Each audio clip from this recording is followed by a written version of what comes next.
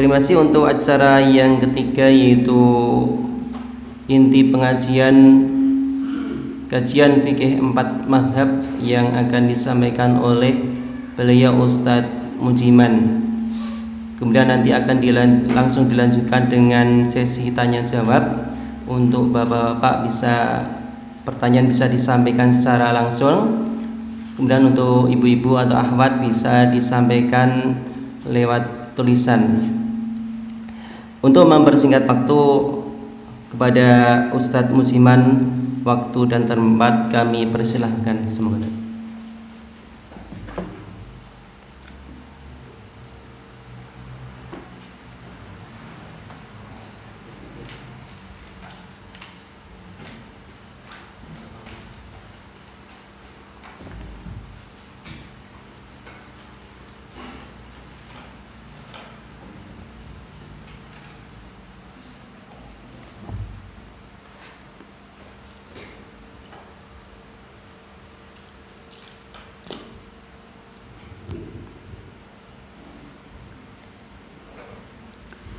Assalamualaikum warahmatullahi wabarakatuh. Alhamdulillah, innal hamdalillah nahmaduhu wa nasta'inuhu wa nastaghfiruh wa na'udzu bihi min syururi anfusina wa min sayyiati a'malina. May yahdihillahu fala mudhillalah wa may yudlilhu fala hadiyalah. Asyhadu an la ilaha illallah wahdahu la syarikalah wa asyhadu anna Muhammadan abduhu wa rasuluh. Allahumma salli wa sallim ala rasulika wa habibika Muhammad bin Abdillah wa ala alihi wa sahbihi wa mawalah, amma ba'du. Bapak dan Ibu, ikhwan dan akhwat yang berbahagia, pertama-tama kita panjatkan puji dan syukur kehadiran Allah. Kita bersyukur kepada Allah Subhanahu wa taala yang masih memberikan kepada kita nikmat yang berlimpah. Adapun yang kedua, salawat dan salam semoga tercurah pada Nabi kita, Nabi Muhammad sallallahu alaihi wasallam. Pada kesempatan kali ini kita lanjutkan untuk taklim kita. Kita masih membahas bab air. Kita sampai pada pengertian air mustakmal. Mustakmal ini dalam bahasa Arab dari kata istakmala yastakmilu. Artinya adalah air yang sudah digunakan. Secara bahasa, air mustakmal itu adalah air yang sudah digunakan. Maka air yang sudah digunakan itu secara bahasa air mustakmal. Air yang sudah diproses secara bahasa adalah air mustakmal. Tetapi nanti dalam pengertian istilah itu bukan sekedar air yang sudah digunakan atau sudah dipakai. Adapun makna air yang sudah digunakan atau sudah dipakai itu dalam makna lughawi atau dalam makna bahasa. Dalam mazhab Syafi'i, karena memang kita mengenal untuk air mustakmal itu dalam mazhab Syafi'i menjelaskan pengertian air mustakmal. Dan kita kenal memang dari fikih madhab Asy-Syafi'i. Itu sudah biasa dalam kajian-kajian dikenalkan tentang jenis air mustakmal. Bahkan sejak kita di bangku taman kanak-kanak atau madrasah, itu kita sudah dikenalkan dengan air mustakmal. Termasuk di TPA. Itu biasanya setelah membahas air mutlak, air suci dan mensucikan, maka pembahasan berikutnya adalah air mustakmal. Baik, Bapak dan Ibu yang berbahagia yang dirahmati Allah Subhanahu wa taala, kita mulai tentang air mustakmal di sini. Yang pertama adalah mazhab Maliki. Dalam mazhab Maliki halaman 63. Dalam mazhab Maliki disebutkan bahwasanya menggunakan air tidak membuat air tersebut hilang kesuciannya. Jadi air yang sudah dipakai kesuciannya tidak hilang. Itu yang dipahami dalam mazhab Maliki. Jadi boleh menggunakan air yang sudah dipakai untuk wudu, digunakan untuk bersuci. Maka air yang tadi sudah digunakan untuk wudu atau mandi dan sebagainya, maka tidak mengapa digunakan untuk bersuci, dan ini yang dipahami dalam mazhab Maliki. Sehingga tidak masalah dalam mazhab Maliki ketika berwudu itu dikoboi. Tahu dikoboi? Dikoboi bahasa Indonesia ini apa? Bukan diopo-opo. Jadi misalnya pakai ember, kalau dalam mazhab Syafi'i kan airnya harus diusahakan mengalir, dituang oleh temennya. Kalau mazhab Maliki tidak harus. Ya, bisa begitu kita nimba, misalnya kalau zaman dulu nimba ya, itu kalau keran enak ya tinggal diputer. Kalau timba kan kalau dituang sendiri diambil kan susah. Nah, harus ada orang lain yang menuangkan atau dimasukkan ke ceret atau ember yang dibolong, itu baru bisa. Tapi kalau sendiri susah. Nah, dalam mazhab Maliki tidak jadi masalah karena tidak apa-apa menggunakan air yang tadi sudah digunakan untuk berwudu, untuk bersuci. Ini tidak masalah. Termasuk jika kita tadi sudah bersuci, lalu kemudian ada air yang nempel di tangan kita, kemudian jatuh ke tempat yang tadi sudah kita gunakan, maka tidak mengubah status airnya sebagai air yang bisa digunakan untuk bersuci. Kalau saya pribadi dari dahulu memegangi pendapat mazhab Maliki ini. Nah, meskipun kalau dalam kajian-kajian saya menyampaikan apa yang dipahami dalam mazhab Syafi'i. Kenapa? Saya sempat sampaikan ke teman-teman bahwa saya tinggal di tempat, meskipun saya masih di Bantul, tetapi air di tempat saya itu sulit. Alhamdulillah kalau bulan ini saya tidak beli air. Biasanya bulan September ini sudah mendatangkan tangki karena airnya sulit. Alhamdulillah ini banyak teman yang bilang musimnya salah mongso. Kalau saya ini berkah karena airnya masih, insya Allah tidak ada yang salah dengan ciptaan Allah Subhanahu wa Ta'ala. Nah, biasanya ketika sulit air, maka salah satu cara menghemat ya ambil gayung, wudunya pakai gayung, tangan dimasukkan. Baik. Tetapi memang makruh menggunakan air mustakmal jika ada air suci yang lain. Kalau kasus saya kan tidak ada. Airnya hanya itu satunya, tidak ada yang lain. Njaluk nang tonggo, masuk mentino. Baik. Jadi dalam situasi semacam itu, khususnya untuk kondisi air yang sulit, maka meskipun airnya sedikit, itu tetap di sini tidak menghilangkan kesuciannya. Misalnya gelas sudah kita gunakan untuk bersuci, maka masih bisa digunakan lagi. Dalam arti konteksnya adalah air yang tadi ketika kita berwudu atau mandi, tangan kita masuk di dalamnya, itu tidak masalah. Air mustakmal dalam mazhab Maliki ada dua. Yang pertama menggunakan air suci yang jumlahnya sedikit untuk menghilangkan hadas, baik hadas besar ataupun hadas kecil. Hal ini sama dengan sebagaimana air yang sedikit dipakai untuk wudu atau mandi.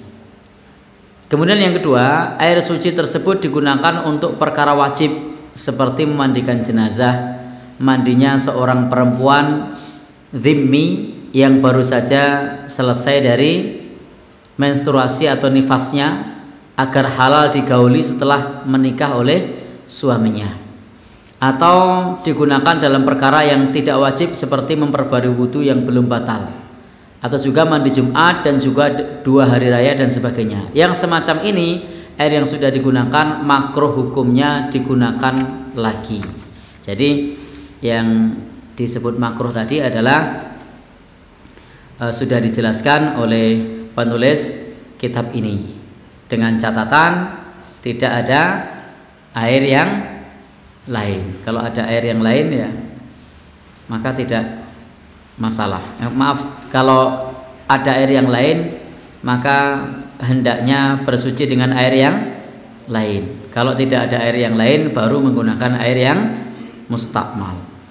Baik, teman-teman semua yang berbahagia yang dirahmati Allah Subhanahu wa taala, itu pandangan mazhab Maliki tentang air mustakmal.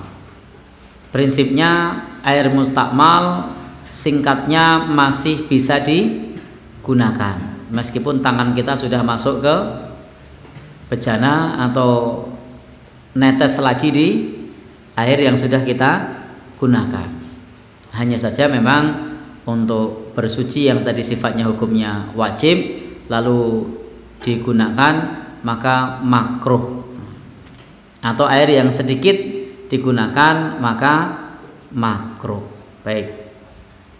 Yang kedua adalah mazhab Hanafi. Jika air yang suci dan mensucikan maka menjadi hanya suci saja jika sudah digunakan, tidak lagi bisa digunakan lagi. Pengertian ini sama dengan seperti yang dipahami dalam mazhab Syafi'i. Kalau air itu sudah digunakan mustakmal, tidak boleh digunakan untuk bersuci. Hanya boleh digunakan untuk kepentingan yang lain, bukan kepentingan untuk ibadah. Contoh, bisa untuk cuci kaki, itu boleh. Tapi bukan untuk kepentingan ibadah. Kena tinggu raup, tapi bukan untuk ibadah. Maka dalam mazhab Hanafi air yang mustakmal itu masih bisa untuk bersuci non ibadah, tapi tidak boleh untuk bersuci yang wilayahnya wilayah ibadah. Untuk wudu tidak bisa. Untuk mandinya mandi apa dulu? Mandi harian apa mandi junub? Intinya yang tidak boleh adalah untuk ibadah. Kalau hanya sekedar cuci kaki boleh. Kalau hanya sekedar mandi tidak masalah. Tapi kalau wudu atau mandi besar maka tidak bisa digunakan. Teman-teman semua yang berbahagia yang dirahmati Allah Subhanahu wa taala, meskipun dalam mazhab Hanafi memberikan rincian mengenai air yang mustakmal, tapi rincian di sini tidak perlu kita baca. Prinsipnya seperti itu, bahwa air yang mustakmal itu tidak bisa digunakan untuk beribadah, tapi bisa digunakan untuk keperluan harian. Sekarang dalam mazhab Syafi'i, terkait air itu yang disebut mustakmal jika airnya sedikit. Kalau airnya itu banyak maka nanti ada hukum lain. Kenapa? Karena ada hadis Nabi yang menjelaskan idza kanal ma'u qullatain, jika airnya itu mencapai 2 kullah. Tahu kullah? Kullah itu bahasa Arab yang jadi bahasa Jawa. Jadi bahasa Jawa kullah itu bahasa Arab. Simbah nanti lagi nangkolah. Nah, itu sebenarnya kita tanpa menyadari pakai bahasa Arab. Bak mandi malah bahasa Indonesia itu. Kalau kullah itu malah bahasa Arab. Idza kana al-ma'u qullatain, jika air itu mencapai 2 kullah, maka tidak membawa lagi najis atau tidak bisa dipengaruhi oleh najis jika airnya itu mencapai kullah. Maka teman-teman semua yang berbahagia yang dirahmati oleh Allah Subhanahu wa taala, kemudian selain 2 kullah, pertimbangan yang lain adalah meskipun 2 kullah kalau berubah warna, bau dan rasa, maka itu juga pengaruh. Innal ma'a la yunajjisu syai' illa ma ghalaba ala rihihi wa ta'mihi wa launihi. Sesungguhnya air itu tidak bisa dinajiskan oleh sesuatu kecuali berubah warna, bau dan rasanya. Jadi rihihi baunya, ta'mihi rasanya, launihi itu nyun sewu warnanya. Baik, intinya innal ma'a tahurun, sesungguhnya air yang suci itu idza kana apabila dia mencapai kullatain, dua kullah. Artinya ada hukum untuk mustakmal ini jika air tersebut sedikit kurang dari 2 kullah. Kalau lebih dari 2 kullah, maka air itu statusnya tidak lagi mustakmal. Maka menurut mazhab Syafi'i, definisi air mustakmal adalah air yang sedikit yang bisa dipakai untuk sesuatu yang harus dilakukan, baik secara hakikat atau gambaran. Di sini untuk menghilangkan hadas atau membersihkan kotoran. Nah, berapa ukuran banyaknya? Ukuran banyaknya kalau mencapai 2 kullah. 1 kullahnya itu berapa? Jadi 1 kullahnya itu berapa? 1 kullah itu kalau menggunakan hitungan modern sekira, saya bilang sekira karena memang waktu itu tidak pakai sentimeter. Seperti sama halnya menghitung 1 sok itu berapa, itu pendapat ulama berbeda-beda. 1 mud berapa, pendapat ulama beda-beda. Karena memang waktu itu tidak pakai timbangan, tapi pakai takaran. Sama juga 2 kullah. 1 kullahnya itu 1 hasta, 1 hasta, 1 hasta, atau 60 cm, 60 cm, 60 cm. Itu 1 kullah. Baik. Sehingga hendaknya mencapai 2 kullah. Tinggi 60, lebar 60, ya, panjang 60. Itu 1 kullah. Kalau 2 kullah, ya, baik. Tapi ojo dipas nek gawe kullah, engko tok pas. Beludak. Jadi atau ada yang keluar. Ini ukuran airnya ya, bukan ukuran kullahnya. Kalau ukuran kullahnya nanti airnya kurang, nah, kepotong batakonya. Baik, sekira itu ada berapa liter saya tidak tahu. Itu takriban, kira-kira. Maka kalau teman-teman mau bikin kullah ya, kalau mau aman, buat perhitungan yang lebih dari ukuran tersebut. Sehingga kalau kena jenengan mau wudhu misalnya, bisa langsung dikoboi. Ya? Oh gitu ya. Bisa langsung dikoboi. Karena sekarang airnya sudah mengalir. Sudah mengalir lain cerita.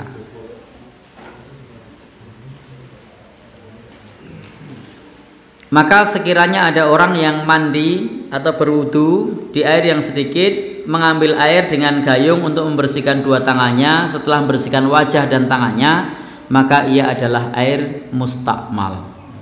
Karena airnya sedikit. Ada sejumlah syarat air menjadi mustakmal. Yang pertama, air tersebut digunakan untuk bersuci yang wajib. Jadi kalau digunakan untuk bersuci yang tidak wajib, maka tidak dihukumi mustakmal. Hanya dihukumi untuk bersuci yang wajib. Dalam mazhab Syafi'i begitu. Artinya kalau untuk bersuci yang sunnah, misalnya atau untuk menyentuh mushaf, maka itu tidak mustakmal. Jadi kalau berwudu untuk yang wajib tidak bisa pakai mustakmal. Baik, yaitu digunakan untuk bersuci yang wajib, maka itu disebut mustakmal. Kalau untuk bersuci yang sunnah, maka bekasnya tidak disebut mustakmal. Itu maksudnya, tidak kebalik nanti. Yang kedua, hendaknya air yang pertama kali sekiranya seseorang membersihkan wajahnya di luar wadah, maka meletakkan tangannya untuk mencuci pada kedua dan ketiga kalinya, maka airnya tidak menjadi mustakmal dengan yang demikian. Artinya kalau kemudian airnya tersebut digunakan untuk membersihkan dengan tidak langsung jadi dia meletakkan tangannya itu pada yang kedua atau ketiga. Jadi yang disebut mustakmal itu ketika dia meletakkan tangannya yang pertama, jadi tangannya langsung masuk, itu mustakmal. Tapi kalau dia ambil gayung dulu kemudian baru masuk, atau dia masuk pertama kemudian setelah itu masuk yang kedua, maka masuk yang kedua itu tidak menjadi mustakmal. Bisa dipahami ya? Artinya ini adalah untuk yang pertama kali, karena pertama kali itu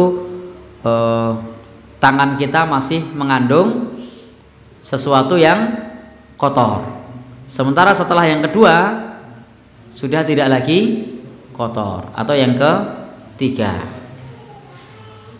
Maka untuk yang pertama tangannya dicuci dulu di luar, setelah itu baru masuk. Kalau mau menggunakan air, caranya tangannya dimasukkan. Kemudian sejak awal jumlah airnya sedikit, jadi kalau airnya 2 kula atau lebih, maka tidak disebut sebagai mustakmal. Yang keempat, airnya terpisah dari anggota tubuh. Sekiranya masih ada air mengalir di tangannya dan tidak terpisah, maka ia bukan mustakmal. Nang jenggot masih ada airnya, maka itu tidak mustakmal. Baik. Dengan demikian, jika ada orang wudu atau mandi dari air yang sedikit, kemudian dia berniat akan menciduk dari air tersebut, maka airnya bukan mustakmal. Jadi ini bisa dipahami, niat menciduk ini tempatnya dalam wudu adalah setelah membersihkan muka, setelah membersihkan semuanya. Maka menciduknya tidak menjadikan mustakmal, karena menciduknya itu yang kedua, yang mustakmal yang pertama. Jadi setelah tangannya bersih, wajahnya bersih, lalu tangannya masuk, maka tidak menjadikan mustakmal. Baik teman-teman semua yang berbahagia, yang dirahmati Allah Subhanahu wa taala, mazhab Hambali. Mudah-mudahan nyandak waktunya. Dalam mazhab Hambali, definisi air mustakmal, air yang jumlahnya sedikit yang bisa dipakai untuk membersihkan hadas atau menghilangkan kotoran, yang terpisah tanpa berubah dari tempat pencuciannya sampai 7 kali. Kenapa disebut sampai 7 kali? Karena dalam mazhab Hambali cara bersuci itu diulang 7 kali. Nah, dalam mazhab Syafi'i itu untuk mensucikan najis itu pada umumnya mughalladhah. Jadi najis dalam mazhab Hambali pada umumnya mughalladhah, maka dicuci 7 kali. Sehingga teman-teman semua yang berbahagia, yang dirahmati Allah Subhanahu wa taala, maka air yang terpisah sebelum cucian ke-7, maka airnya itu najis. Jadi sebelum cucian ke-7, karena dia baru dianggap bersih setelah dicuci 7 kali. Yang selama ini kita pahami sebagai najis mutawassithah dalam mazhab Hambali itu najis mughalladhah. Jadi kalau kita bilang mutawassithah, Hambali mughalladhah. Yang mughalladhah lebih-lebih lagi. Lebih-lebih lagi. Maka beruntung saya dalam konteks membersihkan najis ini pakai mazhab Maliki. Kalau pakai saya pribadi kalau pakai mazhab Hambali kurang banyu aku. Karena harus berapa kali? 7 kali. Nah, kemarin sudah kita sampaikan, ketika terkena kotoran maka nyucinya 7 kali, bukan 3 kali. Dan yang terpisah setelahnya adalah mustakmal. Jadi setelah cucian yang ke-7 maka airnya itu adalah mustakmal. Tapi cucian 1 sampai 7 airnya itu air yang terkena najis. Baru air yang setelah cucian yang ke-7 disebut mustakmal. Baik, teman-teman semua yang berbahagia yang dirahmati Allah Subhanahu wa taala, itu mengenai masalah pengertian mustakmal. Berikutnya kita akan membahas air yang terkena najis dan ragamnya. Atau air ini biasa disebut dengan air mutanajis. Jadi air yang terkena najis namanya air mutanajis.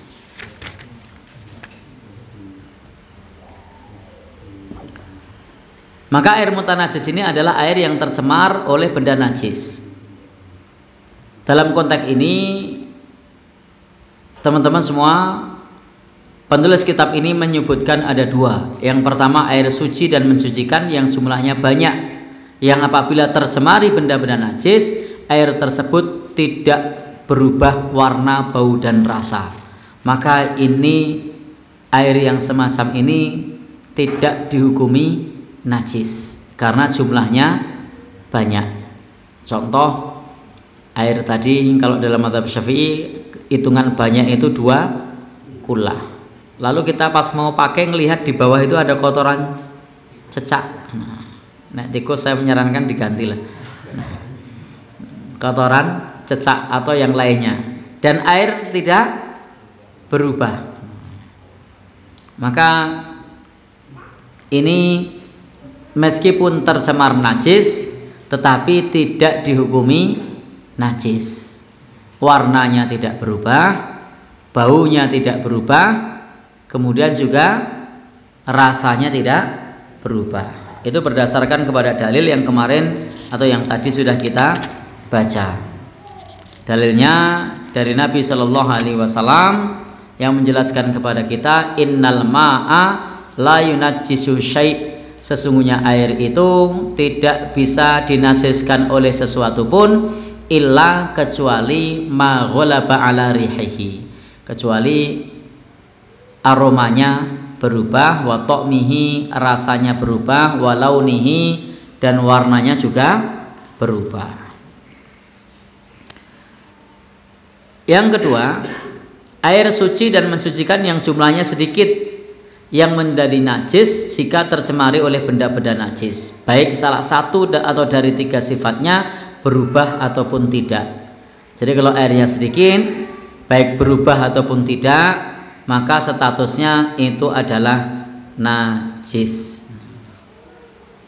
Maka karena itu disebut sebagai najis, umpama ini minuman ini terkena telek cecak, saya cium, kok enggak bau, warnanya juga tidak berubah, tidak bau, warnanya tidak berubah, dicicipi ya ora berubah, maka air ini tetap dihukumi najis karena jumlahnya sedikit. Jadi untuk air yang sedikit, baik tidak berubah warna, bau atau rasa, maka statusnya adalah najis. Baik. Namun demikian, konteks ini dalam mazhab Maliki, air suci mensucikan tidak menjadi najis dikarenakan terkena najis dengan syarat tidak ada salah satu dari 3 sifatnya yang berubah. Hanya saja makruh. Jadi kalau ulama pada umumnya kalau tidak berubah warna, bau dan rasa, kalau airnya sedikit tetap tidak boleh dipakai. Tetapi kalau Maliki masih boleh selama tidak berubah salah satu dari warna, bau dan rasa. Hanya saja hukumnya makruh. namun lebih baik dihindari. Nah, teman-teman kalau nanti air minumnya kena kotoran cicak jangan diminum meskipun tidak berubah warna, bau dan rasa. Karena dihukumi apa? Najis meskipun tidak berubah warna, bau dan rasa jika jumlahnya sedikit. Lalu bagaimana kalau ada air sumur? Terdapat berbagai ketentuan khusus mengenai masalah sumur. Sehingga untuk air sumur di sini dilihat dari berbagai mazhab itu penjelasannya berbeda-beda. Apakah air sumur tersebut kemudian airnya najis atau tidak ketika terkena benda najis. Tapi juga tidak boleh kita berlebihan. Artinya asal airnya banyak lalu dianggap tidak najis. Saya pernah mampir di satu tempat, saya tidak sebut nama tempatnya nanti tidak dikira pencemaran nama baik. Nah, saya mampir di satu tempat di situ. Saya mau mampir ikut berwudu. Saya kaget di situ. Ternyata itu pakai bak besar begitu. Semua orang berwudu di situ. Dikoboi, ada yang pilek, ada yang batuk, tangannya ada yang nyun sewu, nah korengan, nah saya ora tekan itu. Nah, jadi akhirnya saya tetap berwudu pakai air itu, tapi saya tidak kumur-kumur. Jadi saya udah mademang itu, jadi antrian sudah dapat tuh saya tidak wudu, saya masih mikir dulu. Monggo Pak. Saya mempersilahkan yang lain. Aslinya secara hukum ibadah tidak boleh mempersilahkan orang lain untuk wudu karena al-itharu fil ibadati mamnu, mendahulukan orang lain dalam ibadah itu dilarang. Tapi saya merenung dulu, ini gimana saya? Kok ya kalau tidak direkam mungkin saya mau nyebutkan tempatnya ya, karena direkam jadi tidak saya sebutkan tempatnya. Jadi ternyata semuanya di situ, ada yang tangannya korengan ya tangannya masuk, ada yang kumur-kumur di situ, ono sing pilek, ono sing watuk, ya Allah. Ya aslinya memang kalau lebih dari 2 kula suci, ya tapi tidak lantas kita kemudian berlebih-lebihan. Suci kok begitu kan? Tapi ada pertimbangan dari sisi penyakit, nah, ada pertimbangan dari sisi yang lain. Maksud saya kemudian waktu itu berpikir piye ya iki. Masuk ada air saya tayamum. Akhirnya saya ngambil keputusan tetap ikut berwudu tapi tidak kumur-kumur. Baik. Itu pengalaman pribadi. Kita mulai dari mazhab Hanafi. Mazhab Hanafi menyebutkan apabila ada makhluk yang darahnya mengalir jatuh ke dalam sumur, misalnya kambing, kelinci, manusia atau yang lainnya, maka kondisinya harus dilihat dari 3 kondisi. Yang pertama, jika hewan tersebut terburai ususnya, jadi ada hewan kecemplung sumur, ususnya metu. Yang kedua, badannya bengkak, melembung, ususnya metu, melembung. Bagian tubuhnya terpisah-pisah, bulunya rontok. Nah, ada ayam kecemplung sumur, ternyata kemudian ususnya metu, melembung, kemudian bulunya pada rontok. Maka semacam ini hukumnya air sumur itu najis. Begitu pula dengan ember dan talinya yang dipakai untuk mengambil hewan itu juga najis. Pernah loh? Oh iya. Ya, ya kalau ini mazhab Hanafi kok. Nanti kita coba lihat mazhab yang lain. Ya. Bulunya rontok enggak? Kemambang enggak? Melembung. Bulunya rontok, melembung, kemudian ususnya terburai, berbau apa enggak? Bau, berarti jelas najis tuh air sumurnya. Ya. Oh, sini pernah. Ya. Kalau berbau meskipun banyak ya jelas tetap najis.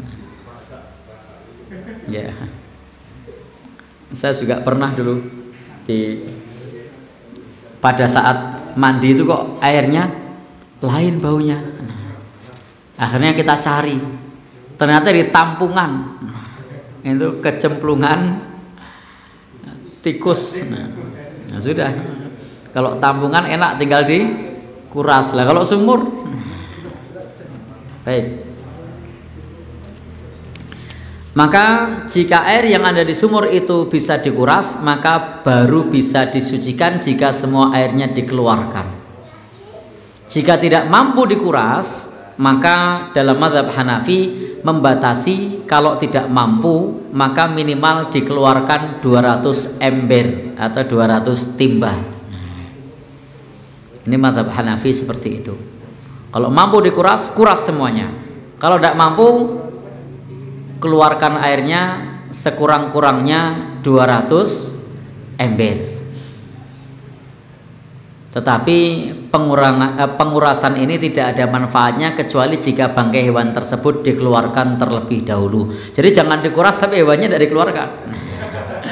Tapi silahkan dikuras dengan terlebih dahulu hewannya dikeluarkan. Setelah hewannya dikeluarkan baru dikuras. Keluarkan airnya semuanya kalau bisa. Kalau tidak bisa sekurang-kurangnya 200 ember. Maka sumur itu pun suci kembali. Karena temboknya, embernya, talinya dan orang yang menguras tadi itu asalnya najis.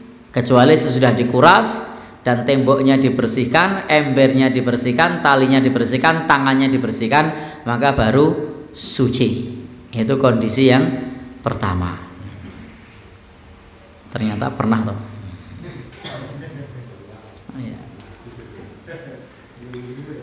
Sekarang untuk masalah kuras menguras itu bukan pekerjaan yang susah. Ya, banyak pompa kan. Ya. Jadi tidak sulit untuk masalah kuras menguras. Sumur yang debit airnya kenceng sekalipun masih bisa. Kalau dulu ditimba gitu ya berpacu dengan mata air, orang entek-entek. Kalau sekarang teknologi memungkinkan untuk dikuras. Tentu terlebih dahulu bangkainya keluarkan, bulu-bulu terpisahnya keluarkan, ususnya keluarkan, baru kemudian dikuras. Kalau itu kemudian masih di situ dipompa ya bangkainya masih di situ. Baik. Keadaan yang kedua, ada hewan yang darahnya mengalir mati di dalam air.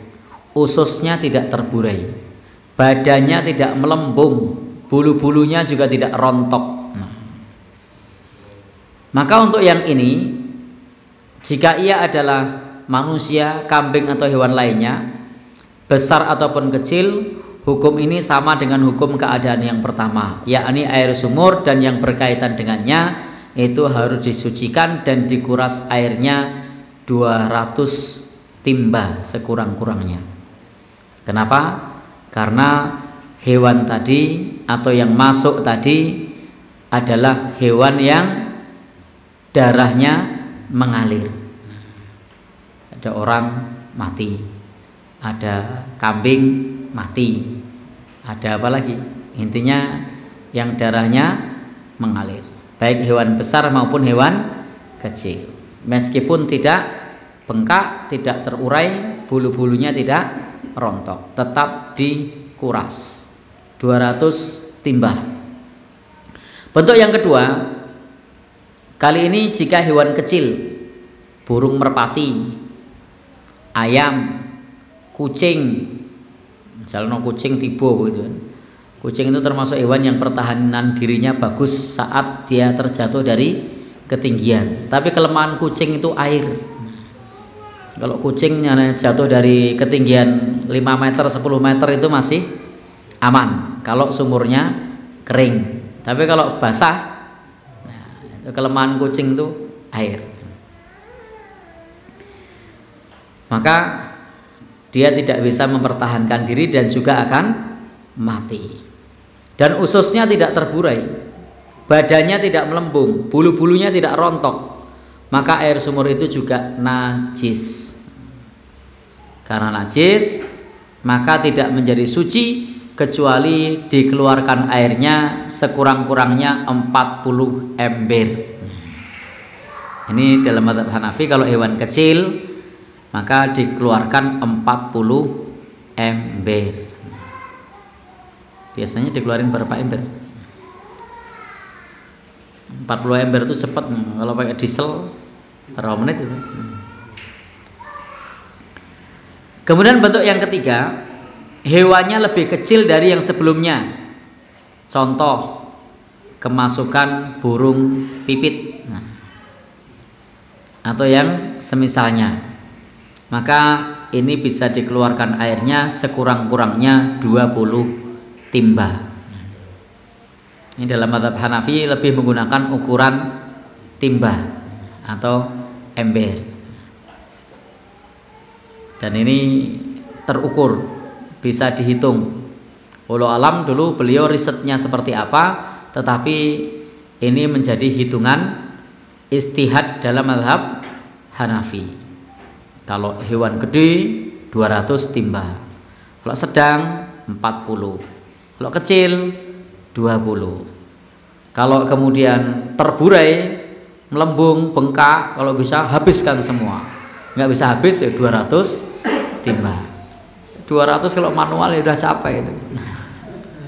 Ya. Jadi udah capek itu kalau manual. Sak gawean dhewe itu. Baik. Keadaan yang ketiga, ada hewan yang jatuh ke dalam sumur tetapi dia keluar dari situ dalam keadaan hidup. Nah, jadi keluar dalam keadaan hidup. Yang hal ini ada dua bentuk. Yang pertama adalah binatang yang memang najis, contoh babi. Maka semua airnya dikuras jika memungkinkan. Kalau enggak ya 200 timba. Atau ada babi kecemplung sumur. Ya, babi ngepet misalnya. Intinya babi lah. Babi apa saya tidak paham. Babi hutan atau babi rumahan atau babi ngepet, pokoknya babi lah. Kecemplung sumur. Nah, maka najisnya ini najis ain, memang hewannya itu najis. Meskipun dia mentas dalam keadaan hidup, tetap harus dikuras. Kalau bisa habis, kalau tidak habis ya 200 timba. Yang kedua adalah hewannya tidak najis, contoh kambing, dibawa naik masih hidup. Jadi dibawa naik masih hidup. Maka jika pada hewan tersebut ada najis mughaladah seperti misalnya kotoran, tinja atau yang semacamnya, maka sumurnya menjadi najis seperti kejatuhan hewan najis. Namun jika tidak ada najis, artinya hewannya tidak di dalam. Sempat tidak di dalam tuh. Kalau tidak sempat maka tidak wajib dikuras, tetapi dianjurkan untuk diambil 20 timba saja karena hewannya masih hidup. Kecuali hewan tersebut adalah darahnya tidak mengalir, kalajengking, maka tidak mengubah status airnya. Katak, jadi kalau ada sumur kecemplungan katak itu tidak najis meskipun kataknya 10. Biasanya gue lomba ya, paduan suara. Ada yang pernah sumurnya kecemplungan katak? Ada paduan suara? Ya. Dulu saya masih ingat ketika kita ngaji Selasa sore itu di tempat siapa itu sumurnya ada kataknya. Pungpot itu di mana itu? Saya masih ingat. Namanya siapa ya? Ada yang masih ingat? Ya. Pas wudu kok bunyi, oh ada kataknya. Di rumah siapa dulu? Baik, kita lanjutkan.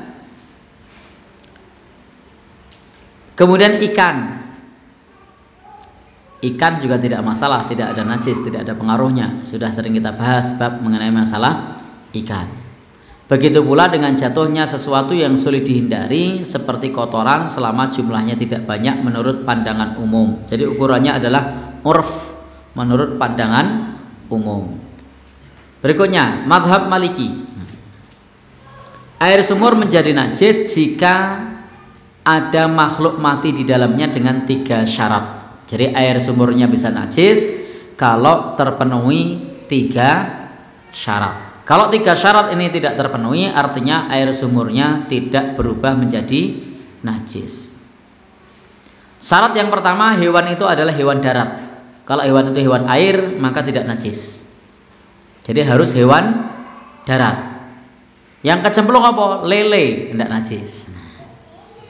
Yang kecemplung apa? Mujair, tidak najis. Apa meneh? Kata, tidak najis. Jadi harus hewan darat. Contohnya hewan darat tadi sudah kita sebutkan, kambing, ayam, burung meskipun terbang dia hewan darat. Jadi dia bukan hewan udara, dia hewan darat. Dia terbang itu hanya untuk berpindah tempat. Syarat yang kedua, hendaknya ia adalah hewan darat yang mempunyai darah mengalir. Kalau darahnya tidak mengalir juga tidak najis. Contohnya apa? Kalajengking. Itu darahnya tidak mengalir, meskipun hewan darat tidak berubah menjadi najis. Selain kalajengking apalagi yang darahnya tidak mengalir? Ya? Cecak tidak mengalir ya? Pokoknya darahnya tidak mengalir. Di sini menurut mazhab Maliki yang darahnya tidak mengalir. Kecoa mengalir tidak? Tidak ya, baik kecoa, kalajengking, maka tidak membuat najis karena darahnya tidak mengalir. Syarat ketiga, hendaknya air sumur tersebut tidak berubah. Sekiranya ada hewan darat yang mati di dalam sumur dan airnya berubah, maka kondisinya air tersebut najis. Tapi kalau tidak berubah, maka tidak najis. Tetapi mustahab itu dianjurkan untuk dikuras sebatas yang membuat hati tenang. Ini tidak ada batasannya, sebatas yang membuat hati tenang. Dalam masalah ini saya kembali condong kepada mazhab Maliki. Saya pribadi loh. Jadi yang penting hewannya bukan hewan darat. Yang kedua, dia hewannya tidak mengalirkan darah. Kalau mengalirkan darah itu najis. Kalau hewan darat, maka ada pertimbangan pula untuk najis. Yang ketiga, jika berubah warna, bau dan rasa. Kalau tidak berubah, maka tidak perlu dikuras. Nah, kasus yang kemarin jenengan itu berubah apa enggak? Bau apa enggak? Ngelengo. Oh, berubah itu berarti. Ya. Maka itu berubah. Karena berubah, maka hendaknya dikuras. Hendaknya dikuras sampai hilang warna, bau dan rasanya. Tidak ada batas. Nah, kalau kemudian tidak berubah, ketiga-tiganya tidak berubah, hewannya adalah hewan darat, maka dan hewan tersebut mengeluarkan darah, maka dikuras sebatas membuat hati nyaman. Kita aman ini, ya itu silahkan boleh. Ukurannya adalah sebatas hati nyaman. Nah, tidak ada ukuran tertentu. Yang ketiga, mazhab Asy-Syafi'i. Air sumur tidak lepas dari 2 kondisi. Kalau tidak banyak ya sedikit. Kalau banyak artinya airnya lebih dari 2 kullah. Kalau sedikit artinya airnya kurang dari 2 kullah. Jadi kalau ada sumur yang airnya kurang dari 2 kullah, maka itu namanya airnya sedikit. Kalau kena najis ya hukumnya najis. Ada tidak kira-kira sumur yang airnya kurang dari 2 kullah? Ada, sumur saya. Itu kalau pas musim kemarau tidak sampai 2 kullah. Pagi itu ditimba paling banter itu berapa timba ya? Sudah habis.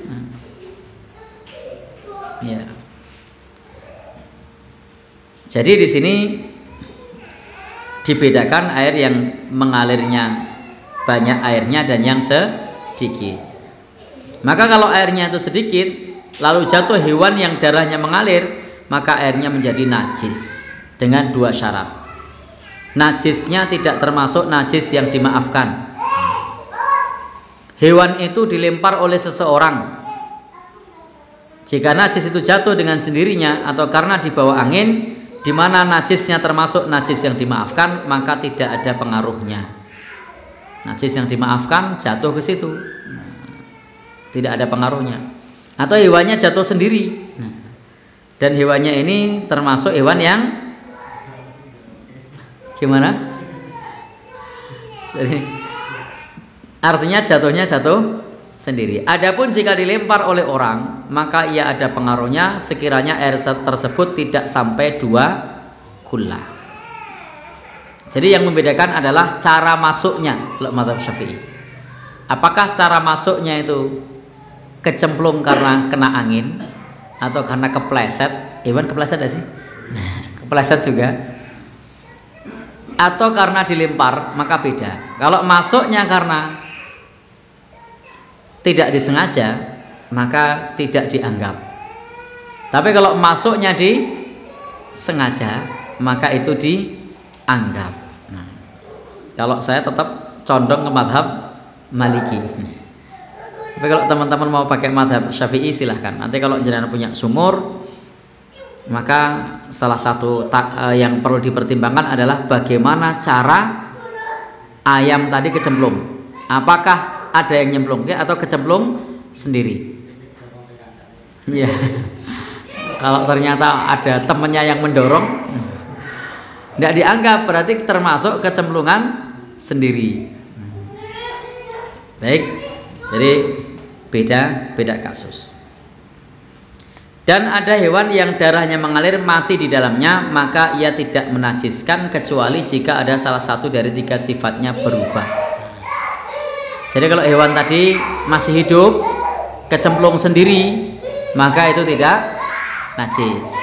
Tapi kalau hewan tadi mati, kemudian kecemplung sendiri, maka ini statusnya adalah juga tidak najis jika tidak berubah salah satu dari 3 sifat. Jika ada najis yang jatuh ke dalam sumur yang airnya banyak, maka 3 sifatnya tidak berubah, maka tidak masalah. Kecuali ada salah satu sifatnya berubah, maka baru dia dihukumi najis. Baik, teman-teman semua yang berbahagia yang dirahmati Allah Subhanahu wa taala, sehingga memang ada kemiripan dalam mazhab Syafi'i dan mazhab Maliki, bedanya adalah cara masuknya. Sengaja atau tidak. Kalau saya pribadi, kalau kecemplungan baik sengaja atau tidak, ya, tetap milih dibersihkan, baik sengaja atau tidak. Kalau teman-teman milih kalau tidak sengaja tidak dibersihkan, ya tidak apa-apa, selama 3 unsurnya tidak berubah. Baik. Mazhab Hambali itu sama seperti yang disebutkan oleh ulama mazhab Syafi'i, hanya saja tidak mensyaratkan 2 syarat pada najis yang sedikit untuk hewan yang mati di dalam sumur. Karena tadi kalau mazhab Syafi'i kan mensyaratkan 2 syarat. Syaratnya tidak termasuk najis yang dimaafkan, yang kedua hewan itu tidak dilempar oleh orang dengan sengaja. Kalau mazhab Hambali bedanya cuma di situ, sama dengan mazhab Syafi'i. Baik, teman-teman semua yang berbahagia yang dirahmati Allah Subhanahu wa taala, bagian terakhir, minta waktunya sedikit nih, meskipun sudah jam 9 kita selesaikan. Hukum air suci dan air najis. Jadi ada air suci dan air najis. Pada prinsipnya untuk air najis itu tidak boleh digunakan. Jadi untuk sesuatu yang najis itu tidak bisa gunakan. Pada prinsipnya seperti itu. Namun secara detail madhab-madhab menjelaskan dengan rincian yang berbeda satu sama lain. Tetapi prinsipnya bahwa sesuatu yang najis itu tidak boleh digunakan dalam hal ibadah maupun untuk keperluan sehari-hari. Jadi kalau najis tidak bisa digunakan untuk kepentingan ibadah maupun keperluan sehari-hari, karena itu sifatnya najis. Yang pertama, air yang kena najis atau barang-barang najis, baik itu sifatnya mengalir atau sifatnya padat, maka untuk jenis ini haram dipakai dan dimanfaatkan. Jadi kalau najis dalam mazhab Hanafi haram dipakai dan dimanfaatkan. Jadi tidak boleh pakai barang najis atau kena najis kecuali disucikan terlebih dahulu. Lah kalau najisnya ain kan tidak bisa dicucikan. Contohnya babi, nggak bisa. Atau misalnya memahami kotoran adalah najis, kotoran anjing misalnya, kotoran manusia misalnya, maka tidak boleh dimanfaatkan, tidak boleh dipakai. Kecuali dalam dua keadaan. Pertama, adukan tanah yang tercampur najis. Yang kedua, minuman hewan yang tercampur najis. Tetapi dalam dua keadaan ini ada dua syarat boleh digunakan. Hendaknya bau dan warna serta rasa airnya tidak berubah. Baik teman-teman semua yang berbahagia yang dirahmati Allah Subhanahu wa taala, adapun najis yang berupa benda padat maka ia haram digunakan. Ya, tidak boleh kalau najisnya adalah benda padat. Jadi ini penjelasan dalam mazhab Hanafi seperti itu. Intinya tidak boleh memanfaatkan benda najis baik cair maupun padat. Maka kalau najis ya sudah, tidak usah dipakai. Tetapi di sini juga disebutkan tadi, selain tidak boleh dimanfaatkan dagingnya, contoh tadi babi, kulitnya juga tidak boleh dimanfaatkan sebelum disamak. Kalau babi tidak boleh meskipun sudah disamak. Tapi kalau hewan selain babi kalau sudah disamak maka kulitnya tidak lagi najis. Kulitnya tidak lagi najis. Berikutnya, mazhab Maliki. Haram memanfaatkan air yang najis untuk diminum dan semacamnya. Adapun yang selainnya maka hukumnya boleh. Jadi kalau ada najisnya, kalau untuk minum tidak boleh. Tapi untuk selain minum dalam mazhab Maliki itu dibolehkan. Tetapi haram juga digunakan untuk membangun masjid atau untuk kepentingan ibadah. Namun yang masyhur dalam mazhab Syafi'i bahwa sesuatu yang kena najis yang berupa benda cair atau makanan maka itu tidak bisa digunakan. Contoh minyak, madu, cuka, apalagi yang kena najis itu harus dibuang. Dan makruh hukumnya melumuri badan dengan air najis. Jadi tidak boleh melumuri badan kita dengan air najis. Kalau mau sholat ya hukumnya haram.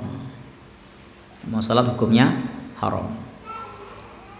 Maka tidak boleh dalam mazhab Maliki melumuri dirinya dengan najis sementara dia mau sholat. Tapi kalau tidak mau sholat, maka kalau itu ada najis, maka prinsipnya najis masih bisa dimanfaatkan.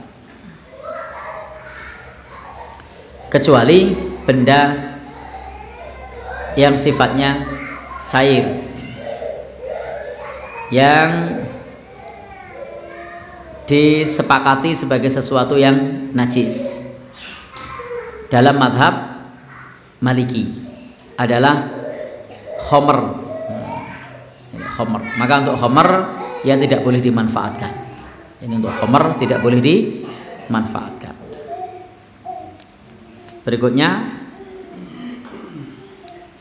oh ya, kalau anjing boleh tidak dalam mazhab Maliki dimanfaatkan? Boleh, karena dalam mazhab Maliki anjing tidak termasuk yang najis. Berikutnya mazhab Syafi'i, barang-barang cair yang najis yang berasal dari air tidak boleh dimanfaatkan kecuali dalam dua hal. Pertama, untuk memadamkan api. Untuk memadamkan api boleh. Jadi memadamkan api pakai benda najis, kobongan gitu kan. Lalu ada benda-benda najis untuk memadamkan api boleh. Kedua, untuk memberi minum binatang ternak dan mengairi sawah. Jadi masih boleh mengairi sawah dengan najis dalam mazhab Syafi'i. Adapun kotoran tidak boleh dijual belikan dan tidak boleh dimanfaatkan. Jadi dalam mazhab Syafi'i kotoran tidak boleh dijual belikan dan tidak boleh dimanfaatkan. Baik. Kemudian mazhab Hambali terakhir. Dalam mazhab Hambali tidak boleh menggunakan air najis kecuali pada tanah yang basah dan plester atau yang semacamnya yang dijadikan adukan yang nanti akan kering. Demikian pembahasan kita, mudah-mudahan bermanfaat. Insya Allah kita lanjutkan di kesempatan yang lain. Kita akan membahas bab wudu. Billahi taufiq wal hidayah. Ada pertanyaan? Monggo, monggo. Waalaikumsalam warahmatullahi wabarakatuh. Ada dua perkataan dulu di sebuah kolam yang besar. Itu umurnya itu dikembalikan lagi ke situ gimana? Baik. Berwudu di sebuah kolam yang besar, kumurnya dikembalikan ke situ. Saya tanya, warna airnya berubah? Nah itu kan baunya? itu dia mungkin habis makan. Nah itu kan kolamnya ada air. Ya. Begitu kumur dikembalikan itu ikannya padahal udah kulit lah. Ada yang ikannya itu mutar. Ya. Itu kejadian seperti itu. Ya. Baik.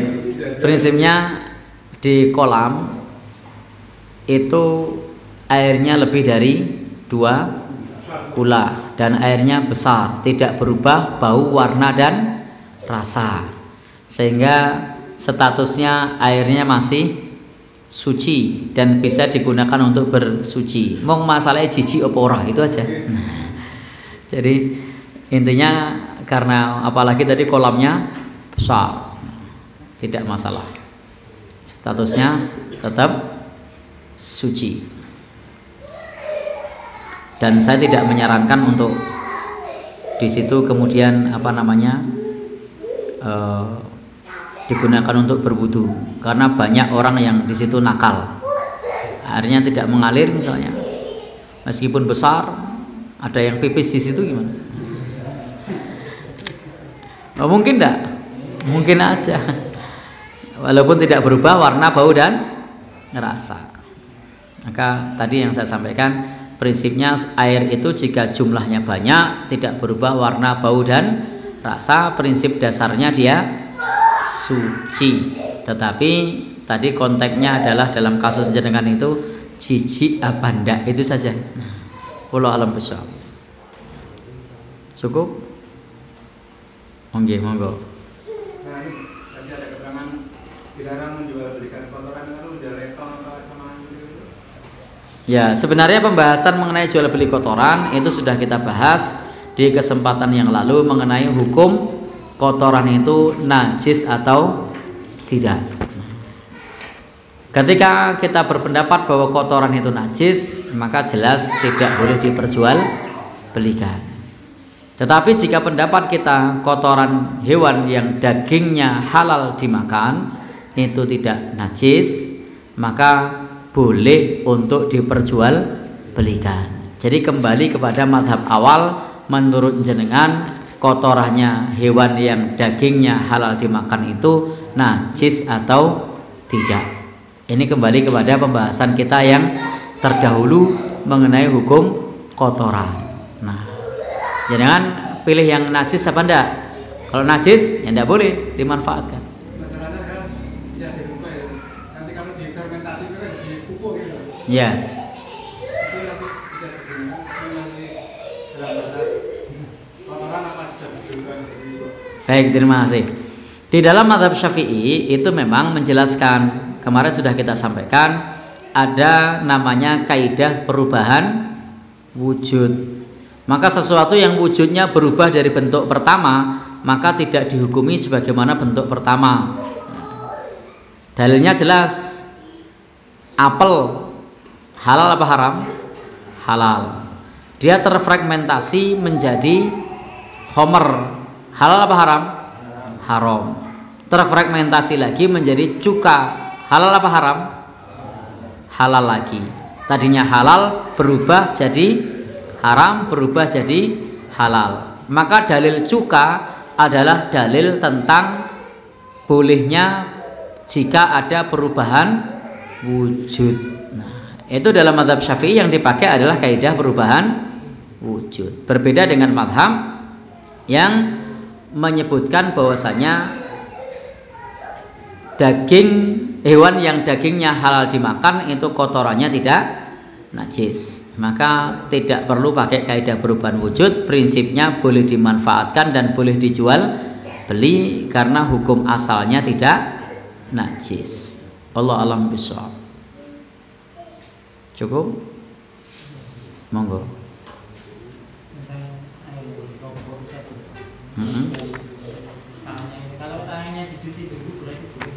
Ya, tadi disebutkan syaratnya adalah jika celupan yang pertama, yang kedua, ketiga itu tidak masuk di dalamnya sebagai mustakmal. Meskipun mustakmal tadi dibatasi pada ibadah yang wajib. Nah, wallahu a'lam bishawab. Cukup nggih? Subhanakallahumma bihamdika. Dari saya. Oh, ada lagi. Monggo. Ya, saya.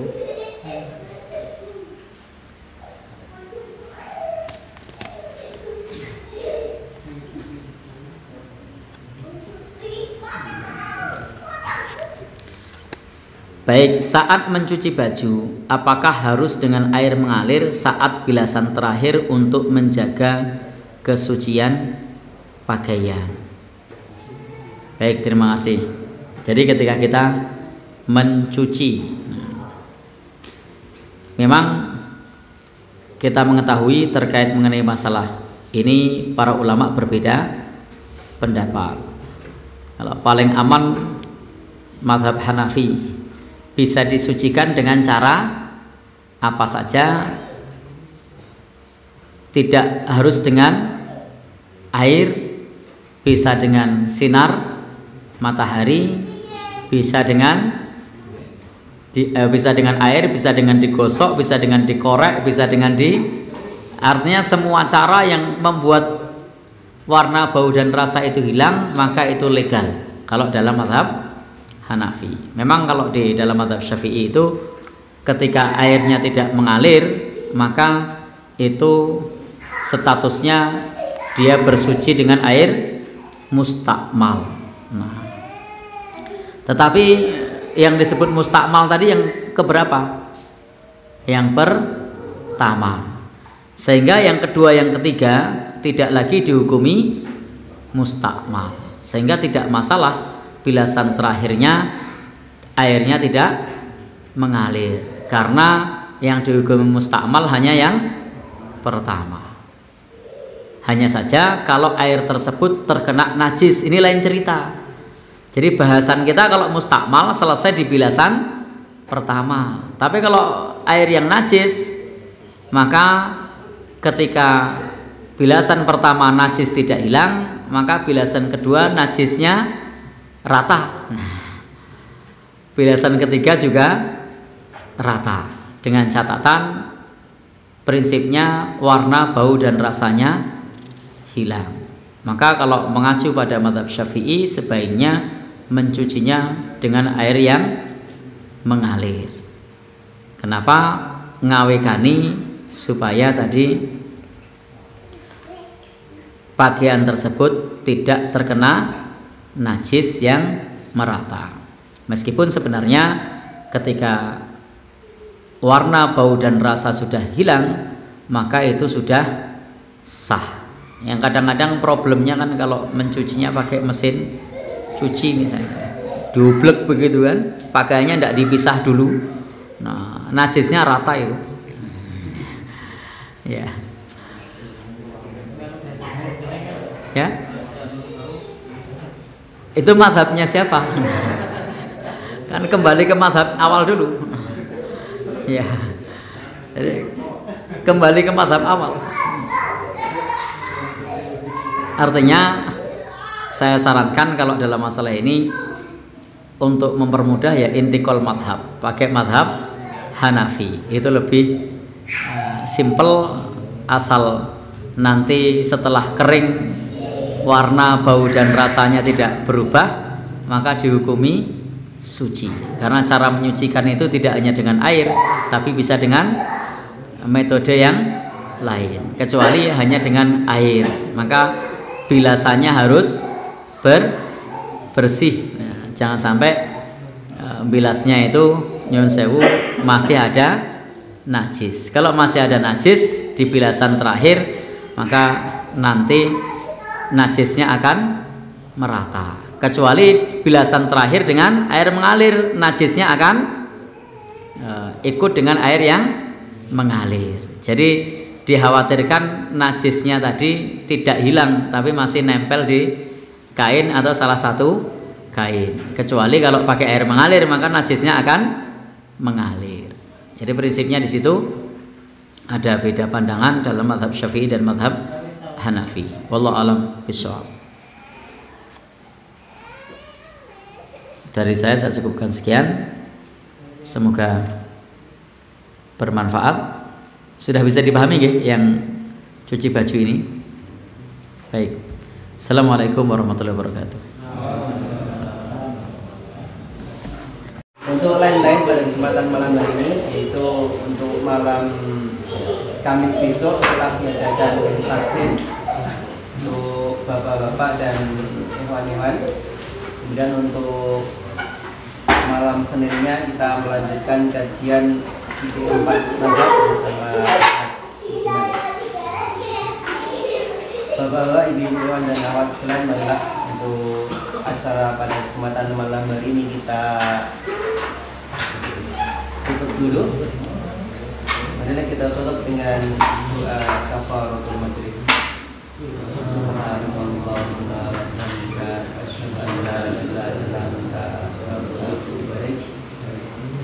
Terima kasih kami selaku pengurus Umat Quran Al-Khair mengucapkan terima kasih pada bapak-bapak, ibu-ibu, Iwan dan akhwat serta yang telah hadir pada kesempatan malam hari ini, dan juga para ibu, semoga panjenengan diterima di Allah SWT. Dari saya Cukman sekian. Assalamualaikum warahmatullahi wabarakatuh.